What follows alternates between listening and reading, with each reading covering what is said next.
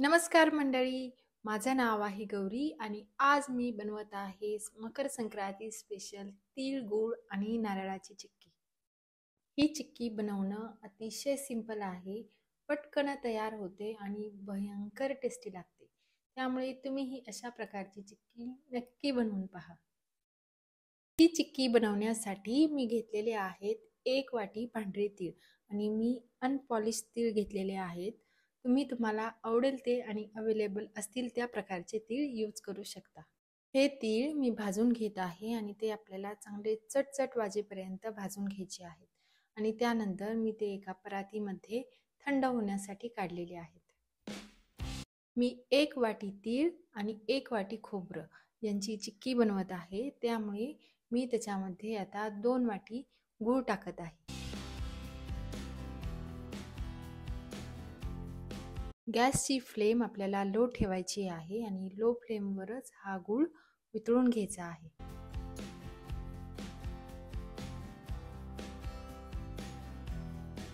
गूळ घेताना बऱ्यापैकी बारीक करून घ्यायचा, म्हणजे तो पटकन वितळला जाईल. ही चिक्की बनवण्यासाठी मी ऑर्गॅनिक गूळ यूज केलेला आहे, जो थोडासा काळा आहे आणि त्यामुळे मी बनवलेली चिक्की देखील काळी झालेली आहे. पण तुम्ही तुमच्या आवडीनुसार वेगळा गूळ यूज करू शकता. गूळ मस्त वितळलेला आहे आणि आपण बनवलेल्या चिक्कीला छान शाईन यावी आणि ती मऊ व्हावी यासाठी आता आपल्याला याच्यामध्ये तूप टाकायचं आहे आणि मी 2 चमचे गाईचं तूप टाकत आहे.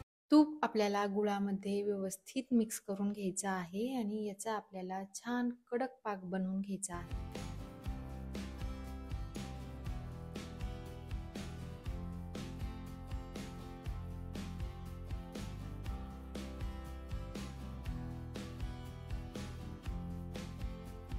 पाक झाला आहे की नाही हे चेक करण्यासाठी एका वाटीमध्ये पाणी घ्यायचं, त्याच्यामध्ये थोडासा पाक टाकून बघायचा आणि जर त्याची कडक गोळी तयार झाली की समजायचं आपला पाक तयार आहे. पाक झालेला आहे आणि आता मी त्याच्यामध्ये टाकत आहे 1 वाटी भाजलेले तीळ आणि 1 वाटी मी डेसिकेटेड कोकोनट टाकत आहे. आता हे सगळं आपल्याला व्यवस्थित मिक्स करून घ्यायचं आहे.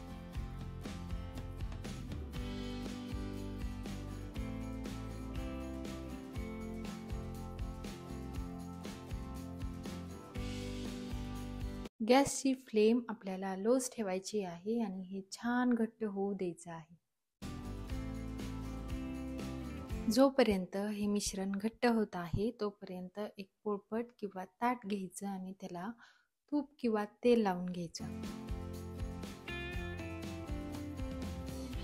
आपलं मिश्रण चिक्की बनवण्यासाठी तयार आहे की नाही हे चेक करण्यासाठी हाताला पाणी लावायचं आणि थोडंसं मिश्रण हातामध्ये घेऊन बघायचं.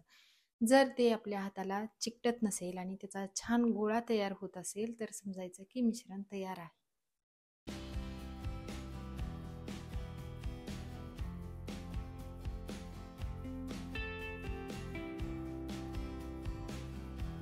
आता हे मिश्रण मी ग्रीस केलेल्या पोळपटावर काढून घेत आहे.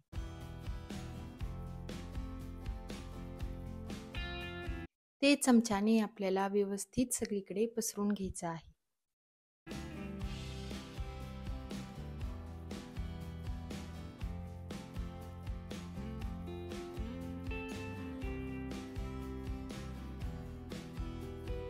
चिक्कीचं मिश्रण एकसारखं सगळीकडे पसरलं जावं यासाठी बेलण्याने लाटून घ्यायचं आहे.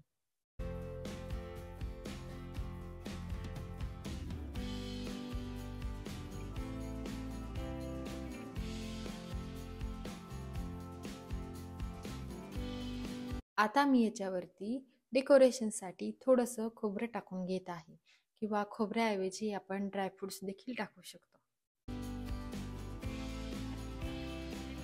टाकलेलं खोबरं निघू नये म्हणून बेलण्याने परत एकदा थोडंसं लाटून घ्यायचं आहे.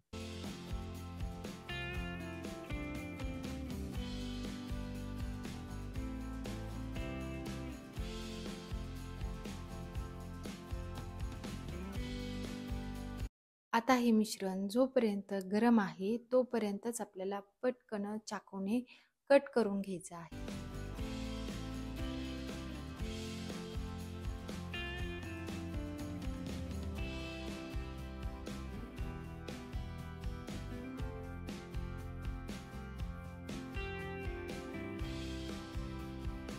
कट करून झाल्यानंतर थंड होऊ द्यायचं आणि थंड झाल्यानंतरच प्रत्येक चिक्कीचा पार्ट सेपरेट करून घ्यायचा आहे.